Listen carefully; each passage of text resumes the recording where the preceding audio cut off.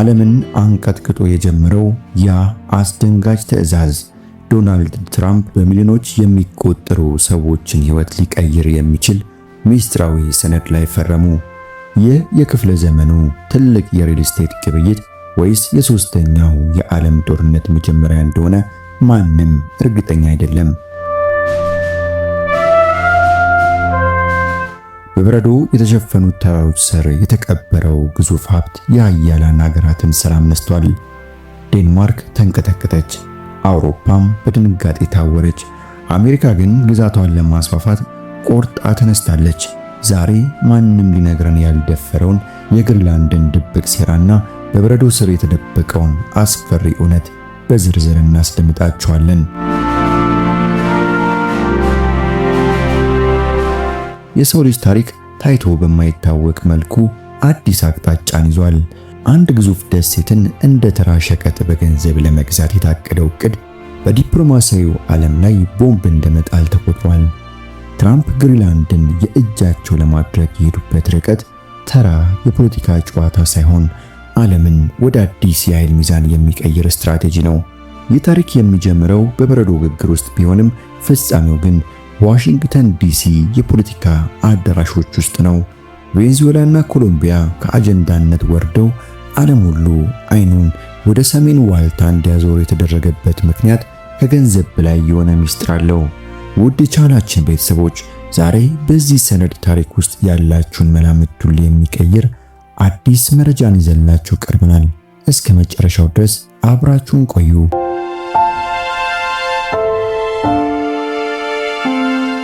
ግሪንላንድ በስሟ እንደምንጠራት አረንጓዴ ምድር አይደለችም።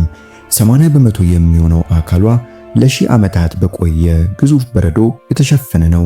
ይቺ ደሴት ዛሬ የምትገኝበት ሁኔታና የጥንት ታሪኳ ለትራምፕ ፍላጎት ትልቁ መነሻ ነው።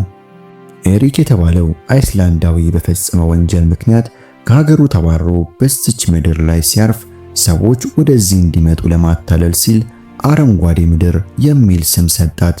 ነገር ግን እውነታው ከዚህ የተለየ ነው። ለ7 ወራት የሚቆይ የጨለማ ጊዜና ለ3 ወራት ፀሐይ የማትጠልቅበት አስገራሚ ተፈጥሮ አላት።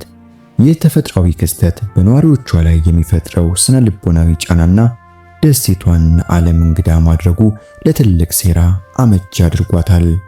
በግሪንላንድ ውስጥ የሚገኙ መንደሮች አንዱ ከሌላው የተቆራረጡ ናቸው። መንደሮች በመንደሮች መካከል የሚያገናኝ ምንም አይነት የመኪና መንገድ የለም። ይህ ማለት ደሴቷን ለመቆጣጠር የሚፈልግ አካል የመሬት ላይ እንቅስቃሴ ሳይሆን የአየርና የባህር እንቅስቃሴ ማድረግ አለበት።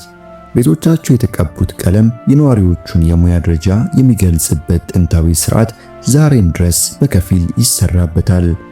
ቢጫ ለዶክተሮች፣ አረንጓዴ ለቴክኒሽያኖች፣ ሰማያዊም ለአሳ አጥማጆች። ይህ ግልጽነት ግን በስተጀርባ ትልቅ ድክመትን ደብቋል። ግሪንላንድ በኢኮኖሚ ሙሉ በሙሉ በዴንማርክ ድጎማ ላይ የተንጠለጠለች መሆኗ ለትራምፕ ትልቅ የመግቢያ በር ሆኖ ታይቷቸዋል። ዶናልድ ትራምፕ ግሪንላንድን ለመግዛት ያሳዩት ግትርነት ዝም ብሎ የመሬት ስፋት ፍላጎት ብቻ አይደለም። ከበረዶ ግግር ስር ተደብቆ የሚገኘውና እስካሁን ያልተነካው ግዙፍ የተፈጥሮ ሀብት ዋነኛውና ሚስጥራዊ ምክንያት ነው። ግሪንላንድ በአሁኑ ሰዓት በዓለም ላይ እጅግ ውድ የሆኑ ማዕድናት መገኛ እንደሆነች በተለያዩ ሳይንሳዊ ጥናቶች ተረጋግጧል። በተለይም በረዶ እየቀለጠ በሄደ ቁጥር እነዚህን ሀብቶች ቆፍሮ ለማውጣት ያለው ምቾት እየጨመረ መምጣቱ የአሜሪካን ዓይን ወደ ስፍራው እንዲከተል አድርጓል። በዚች ደሴት ስር ከሚገኙት ሀብቶች መካከል ቀዳሚውን ስፍራ የሚይዘው ዩራኒየም ነው። ጥናቶች እንደሚያሳዩት ከሆነ በዓለም ላይ ካለው አጠቃላይ የዩራኒየም ክምችት ውስጥ እስከ 35 በመቶ የሚገኘው እዚሁ ግሪንላንድ ውስጥ ነው። ይህ ማለት ደሴቷን የተቆጣጠረ ኃይል የዓለምን የኒውክሌር ቴክኖሎጂና የኃይል አቅርቦት በበላይነት የመያዝ ትልቅ ዕድል ይኖረዋል። ትራምፕ ይህንን ስትራቴጂካዊ የበላይነት ለአሜሪካ ለማስረከብ ቆርጠው ተነስተዋል። ከዩራኒየም በተጨማሪ ግሪንላንድ ሬር እርዝ ሚነራልስ በመባል የሚታወቁትና ለዘመናዊው ዓለም ቴክኖሎጂ እጅግ አስፈላጊ የሆኑ ማዕድናት ማከማቻ ናት። እነዚህ ማዕድናት ለስማርት ስልኮች፣ ለኤሌክትሪክ መኪና ባትሪዎች፣ ለላቁ ሚሳኤሎችና ለወታደራዊ ሳተላይቶች ምርት ወሳኝ ግብዓቶች ናቸው። በአሁኑ ሰዓት አሜሪካ ለእነዚህ ማዕድናት በከፍተኛ ሁኔታ በቻይና ላይ ጥገኛ ነች። ግሪንላንድን መቆጣጠር ማለት ግን ይህንን ጥገኝነት ሰብሮ አሜሪካ በቴክኖሎጂው ዓለም ብቸኛ ቁንጮ እንድትሆን መንገድ መክፈት ማለት ነው። የሀብቱ ዝርዝር በዚህ ብቻ አያበቃም። በበረዶ ስር 31 ቢሊዮን በርሜል የሚገመት ያልተነካ የነዳጅና የተፈጥሮ ጋዝ ክምችት እንዳለ ይገመታል። ይህም ግሪንላንድን የወደፊቷ የዓለም የኃይል ማዕከል ያደርጋታል። የአርክቲክ በረዶ መቅለጥ ደግሞ አዳዲስ የንግድ መርከብ መስመሮችን ስለሚከፍት ደሴቷ በሰሜን አሜሪካና በአውሮፓ መካከል እንደ ትልቅ የንግድ ወደብ ታገለግላለች። ይህ ሁሉ ተደማምሮ ነው እንግዲህ ትራምፕን በቢሊዮን የሚቆጠር ዶላር አውጥተው ደሴቷን ለመግዛት እንዲደራደሩ ያስገድዳቸው። የዴንማርክ መንግስት ግሪንላንድ የምትሸጥ አይደለችም የሚል ጠንካራ ምላሽ ቢሰጥም ትራምፕ ግን ዛቻቸውን ቀጥለዋል። የአውሮፓ ህብረት ይህንን እንደ ትልቅ ንቀት ቆጥሮታል። ኔቶ ታይቶ በማይታወቅ ፈተና ውስጥ ወድቋል። አሜሪካ በዴንማርክ ላይ የምታደርገው ጫና የድርጅቱን አንድነት አደጋ ላይ ጥሎታል።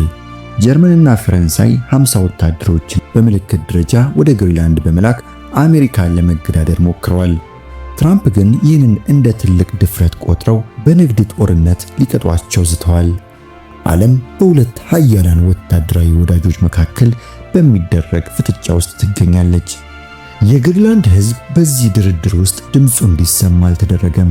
57000 የሚሆኑ ነዋሪዎች የራሳቸውን ነፃነት ይፈልጋሉ። ዴንማርክ ቋንቋቸውንና ባህላቸውን ለመቀየር ያደረገችው ጥረት ዛሬ ለነፃነት ትግላቸው መነሻ ሆኗል። ትራምፕ ግን አዲስ ስልት ነደፉ። ለእያንዳንዱ የግሪንላንድ ዜጋ 100,000 የአሜሪካን ዶላር በመስጠት ድምፃቸውን ለመግዛት አቅደዋል። ይህ ግዙፍ የገንዘብ ጉቦ የህዝቡን የነፃነት ፍላጎት ሊቀይረው እንደሚችል ተገምቷል።